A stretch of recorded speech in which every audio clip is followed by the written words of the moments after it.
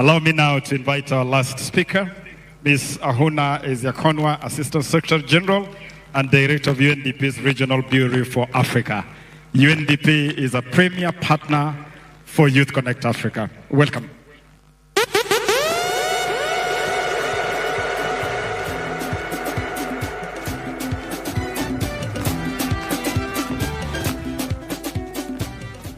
Your Excellency, the Deputy President of the Republic of Kenya, and everyone is wondering if I'll be able to pronounce your name.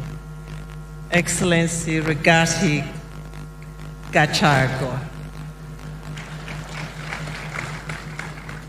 alias Rigiji. I like that name better, actually. It shows your spirit and the spirit that led you to say it's going to be in Kenya this time. Excellencies, distinguished ministers, but let me specifically recognize our champion host, Minister Honorable Ababu Namwamba, Cabinet Secretary for Youth Affairs, Creative Economy, and Sports for this beautiful country. So over 16,000 of us converged in this magical city of Nairobi, which has been voted by Lonely Planet as what? The best destination for all tourists. That's a big deal. And here we are confirming that. You all have voted for a united, borderless Africa by your sheer presence. You have, by coming to Nairobi, voted your belief in working for an Africa where everyone's need is met. And this year's summit has been electric. It has been validating and it has been truly inspiring. You know, one little secret that many of you may not know is that on day one, when we interacted with the president of this country, President William Ruto, he actually was late by almost 4 hours for his next event in Djibouti because he was so inspired, so committed to listening to you, to speaking to you, that he just stayed. And I'm sure that his handlers were having a heart attack. But we know that that leadership commitment, it's exactly what is needed to build a trust between our leaders and our youths. Something that is desperately needed. We need a social contract that is in favor of youth development. But that social contract cannot happen if you're not able to have a face-to-face with those who hold power. And this is what makes this Youth Connekt such a special moment and a special platform. And I hope that you register it and you don't miss this opportunity. It's very rare because young people are actually very far away from the seat of power. And often this is the reason why the issues that you wrestle with are not in the central policies of the countries. So Youth Connekt is trying to make this magic happen.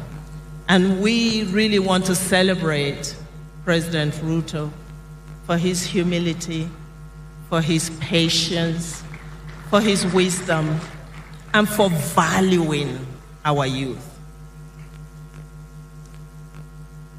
Mine, Your Excellency, is a bittersweet experience of this moment. Sweet in the sense that we can see the vibrancy of this continent. We can see a hopeful future. We're invigorated by the unmatched talent and wisdom of our youth. But it's bitter because throughout the 4 days that I've been here, I've had sleepless nights and I've agonized over the opportunities we have missed in investing in our youth. I've agonized over the fact that the talent, the productivity of all of these young people that we have witnessed here has not been matched by quality investment. We are still lagging behind in leveraging this amazing resource that Africa has.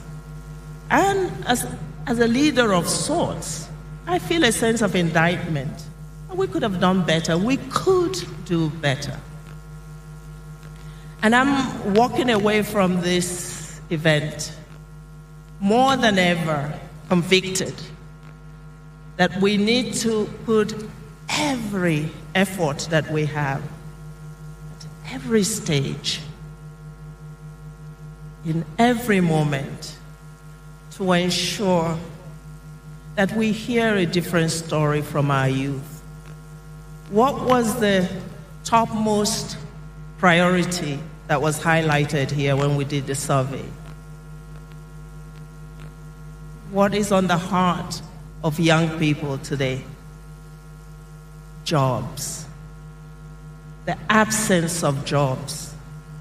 That tells us one thing, that our young people are not here for handouts. They don't want charity. They want to be recognized as productive members of society who want to work. They're not just looking for jobs. They are committing to work. And work is different from just a job. Work, it's about realizing your purpose. It's about linking your talent to transformation and service. That's what every young person here is telling us. And I hope we're listening. You want work. You want an occupation that makes you a valued global citizen. Can we give that? Can we make sure that that happens? Is the question that I take away with me and that I will bring to every capital on this continent that I go to for whoever cares to listen, who has the power to make this change happen for our youth. Because they deserve it, because Africa deserves it, and because the world needs an Africa where the African youths are at the center of what happens next in the world. And I want to close by saying a proverb that I just recently learned. It says, because this theme of the whole Youth Connekt has been about dance. So this African proverb says, the tree that refuses to dance will be made to do so by the wind. You are the wind. And Africa's youth will make those trees dance.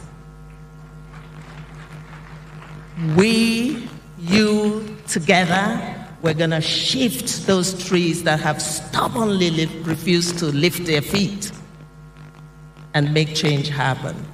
You are the wind. Are you the wind? We're going to shake those trees. And I think that's a promise you should make to yourselves before you leave Nairobi. We have good news for some of the talented innovators who competed in the challenge that we put together. So, Some of you have won prizes. And I just want to end by calling you up to the stage for your prize. So we had a Blue Economy Innovation Challenge, which recognizes and promotes innovation projects in Africa's blue economy space, and 3 youth-led organizations have been awarded. The second runner-up